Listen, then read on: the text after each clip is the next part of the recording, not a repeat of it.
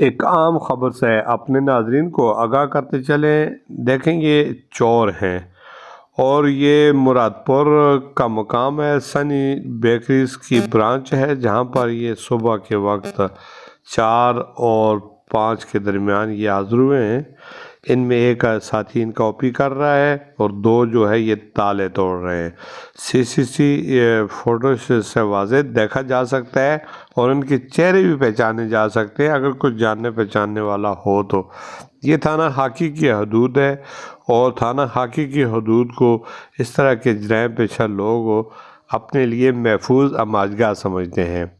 ابتدائی رپورٹ تو کر دی گئی ہے لیکن ابھی تک ان لوگوں کی گرفتاری یا ان کا کوئی اتا پتہ عمل میں نہیں آیا۔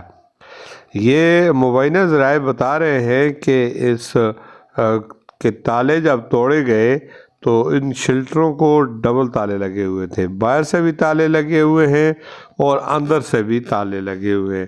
تو چور یہ سمجھتے تھے کہ شاید یہ تالے ہم توڑ رہے ہیں تو انہی سے ہمارا کام چل جائے گا۔ یہ مین روڈ ہے جو شوکت آباد اور پوجر کو جاتی ہے اور پوری رات اس پہ ٹریفک چلتی ہے۔ ابھی آپ دیکھ سکتے ہیں کہ کتنی دیدہ دلیری سے مین روڈ کے اوپر سنی برانچ کے تالے توڑ کر یہ واردات کرنے کی کوشش کر رہے ہیں اور اللہ تعالیٰ نے انہیں ناکام بنایا ہے۔